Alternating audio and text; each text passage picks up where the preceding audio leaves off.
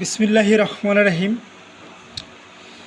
আসসালামু আলাইকুম ইয়া রহমতুল্লাহি বরকাতুহু। আশা করি সবাই ভালো আছেন, ভালো থাকবেন। যে যে কর্মই করুক তার ফাঁকে নিজের খেয়ালটুকু রাখতেই হবে। আর প্রত্যেকটা পরিবারের তাদেরও খেজমত, তাদেরও দেখশন করতেই হবে। তো যেটাই হোক, আলহামদুলিল্লাহ আমরা সবাই ভালো আছি। খারাপের মাঝেও ভালো আছি, এটা হচ্ছে আল্লাহর কাছে শুকরিয়া, আলহামদুলিল্লাহ। তাছাড়া আমাদের আর কিছু করার নেই, কারণ সব কিছু নির্ধারণ করেছেন সৃষ্টিকর্তা। সব কিছুই তার হাতে, তিনি যা করবেন বান্দা এবং সব প্রাণীকুলের সেটাই মেনে নিতে হবে।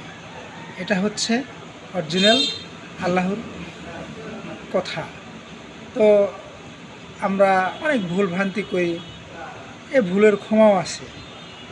যদি নিজের ভুলটা নিজে বুঝতে পারি, সংশোধন করতে পারি, তাহলে মহান আল্লাহ খুশি হবে এবং আমাদের এই ভুল আমরা জেনে শুনে কোনোদিন করব না।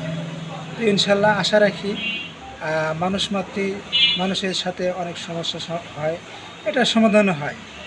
তো আজকে পর থেকে আমরা আল্লাহর তৌহিদভাবে আল্লাহর ইবাদত বন্দেগীর মাধ্যম দিয়ে আমরা সৎ পথে চলার নিয়ত করব ইনশাল্লাহ। আর সবাই ভালো থাকবেন, সবার প্রতি খেয়াল রাখবেন। কর্মের ফাঁকে ইবাদত বন্দেগী যার যে ধর্ম সেটা করতেই হবে, তা না হলে আপনার আখিরাতের কোনো ফায়দা পাবেন না।